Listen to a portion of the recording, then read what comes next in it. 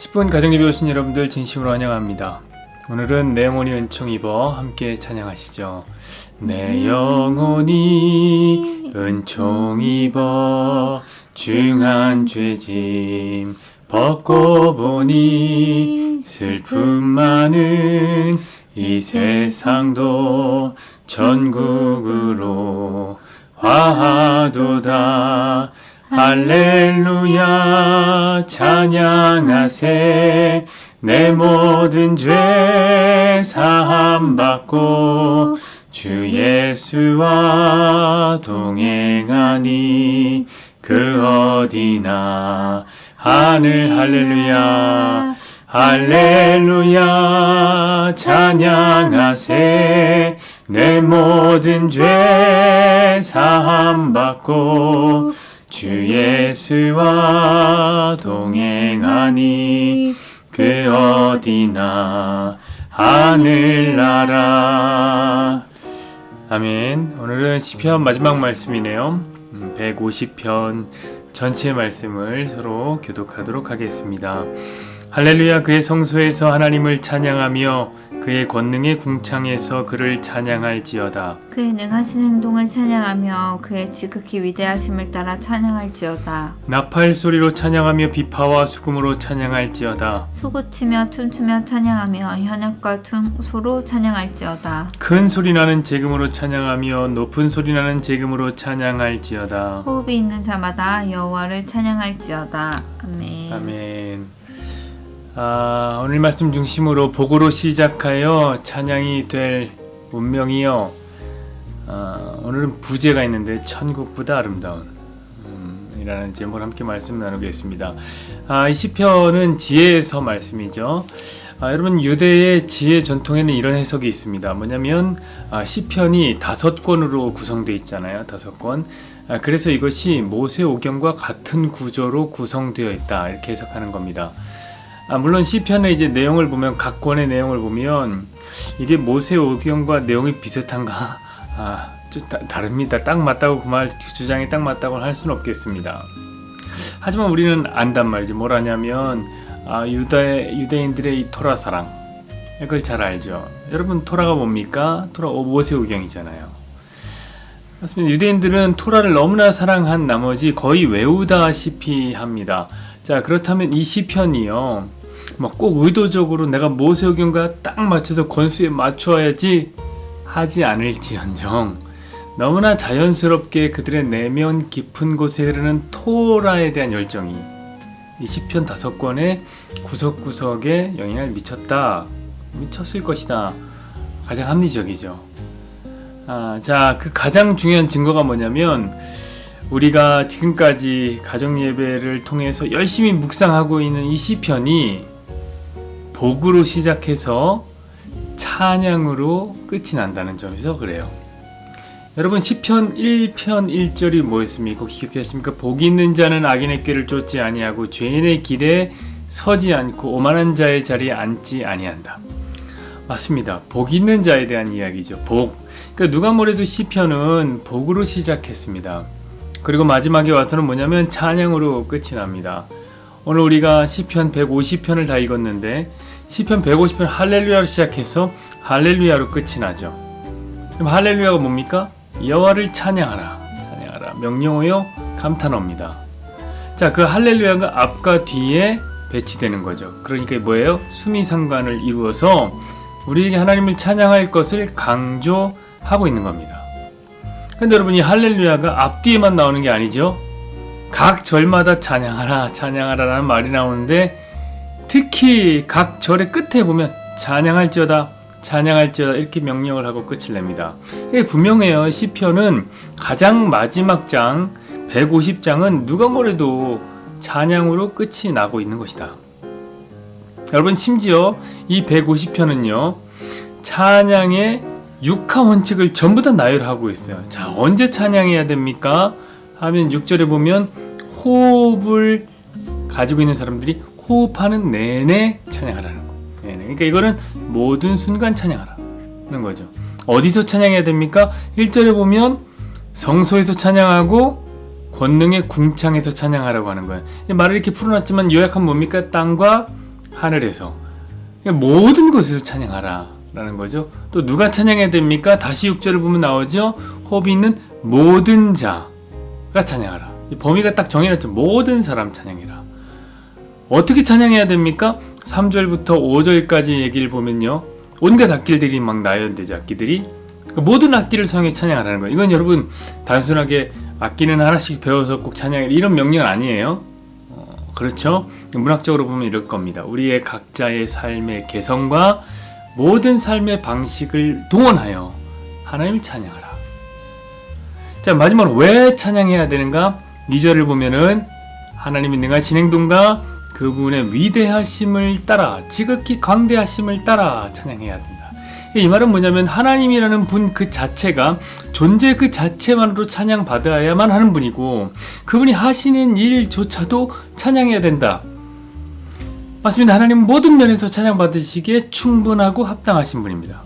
자, 그러니까 시편 150편을 한마디로 말하자면 모든 사람들아 모든 것으로 하나님을 찬양해라. 그렇죠. 그 정도가 될 것 같습니다. 그리고 그 모든을 좀 풀어서 구체적으로 이야기하면 모든 상황, 모든 이유, 모든 사람, 모든 방법, 모든 장소, 그것이 찬양을 위해서 존재하는 거다. 자, 그럼 그렇게 우리 모든 것이 찬양과 얽히고 설켜 있다면 저는 그것을 문학적으로 이렇게 소개하는 게 좋을 것 같아요. 한 문장으로 우리가 찬양이 되었다. 어떻습니까? 존재 자체가 찬양하는 것입니다. 우리가. 그래서 제가 오늘의 제목을 그렇게, 설교 제목을 그렇게 정해요. 복으로 시작하여 찬양이 될 운명이요. 맞습니다. 자, 그런데 보세요 여러분, 이게 사실 모세오경이랑 똑같아요. 그럼 모세오경 역시 복으로 시작하거든요. 그럼 모세오경의 첫 성경이 뭡니까? 창세기고 첫 장은 뭐예요? 1장이죠. 창세기 1장 22절에 보면 하나님께서 인간을 지으시고 복을 부어주시는 장면이 나옵니다. 창세기는 이렇게 복으로 시작해요. 복으로. 근데 모세오경만 그런 게 아니라 여러분, 아브라함이라는 사람을 부를 때를 한번 생각해보세요. 하나님이 아브라함 어떻게 부르십니까? 너는 복의 근원이 될지라. 이렇게 부르시는 거예요. 아브라함 누굽니까? 믿음의 조상이죠. 자, 그러니까 믿음의 사람들은 전부 다 복으로 시작하는 사람들인 거예요. 복으로. 그리고 무엇으로 끝이 나냐? 찬양으로 끝이 나는 겁니다. 여러분, 모세오경의 마지막 성경이 뭡니까? 신명기입니다. 신명기는 뭐예요? 모세의 설교죠. 특별히 가나안 땅에 들어가기 직전에 전하는 3편의 설교가 되겠습니다. 그 내용을 읽어보면 전부 하나님이 하신 일을 기억하라, 그리고 찬양하라, 그 내용입니다. 분명하죠. 모세오경은 복으로 시작해서 찬양으로 끝나는 거예요.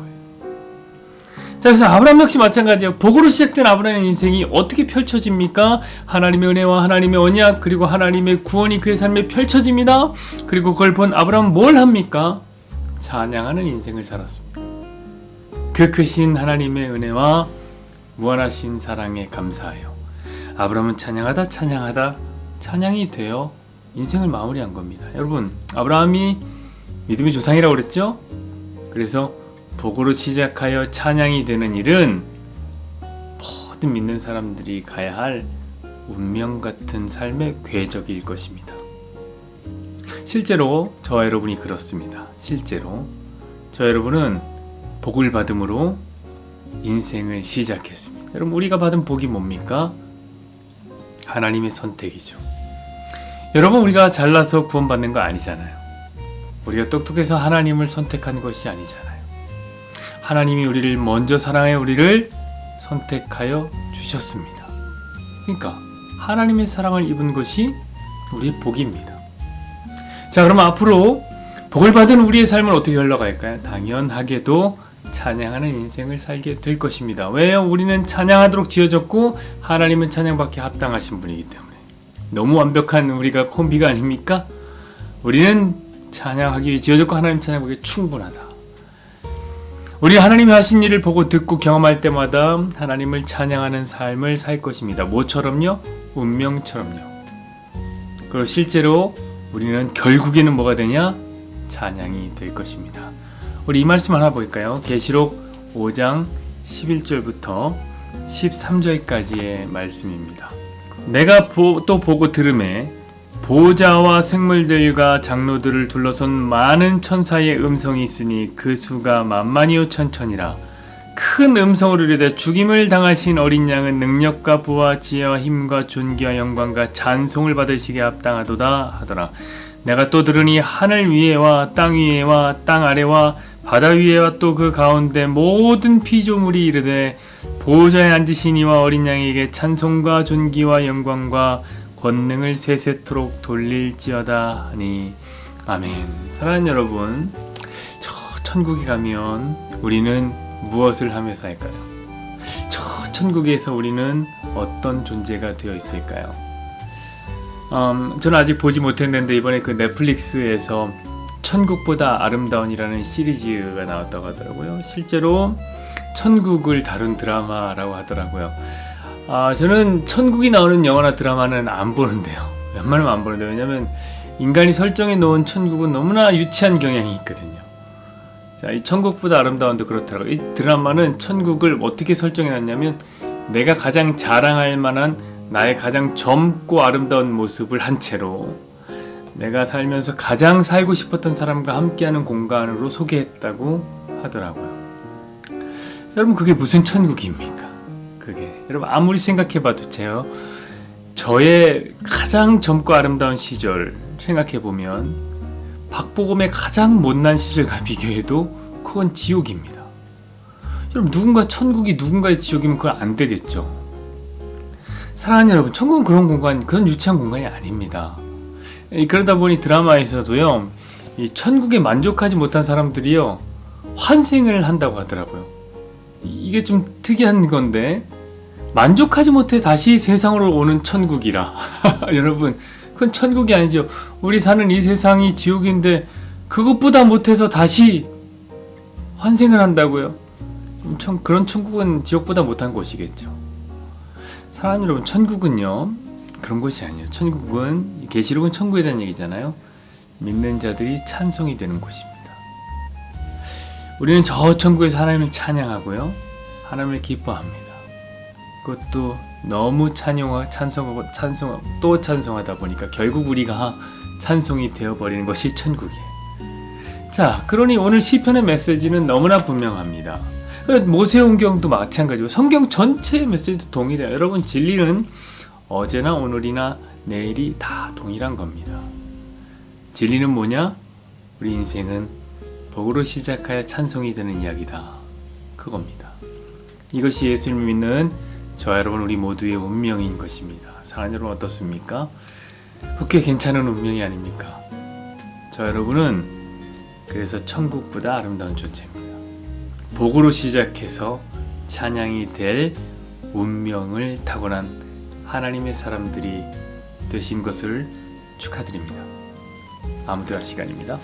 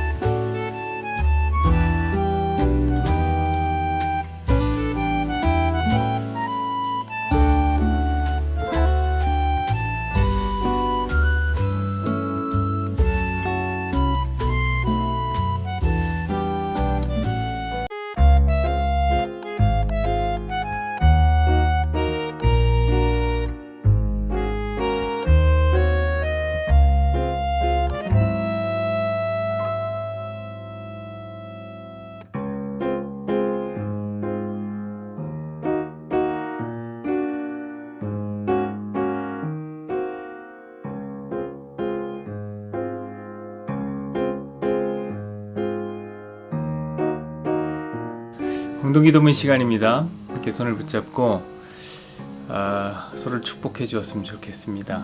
여호와는 내게 복을 주시고 너를 지키시길 원하며 여호와는 그의 얼굴을 내게 비추사 은혜 베푸시기를 원하며 여호와는 그 얼굴을 내게로 향하여 뜨사 함께여 평강 주시기를 원하노라. 아멘.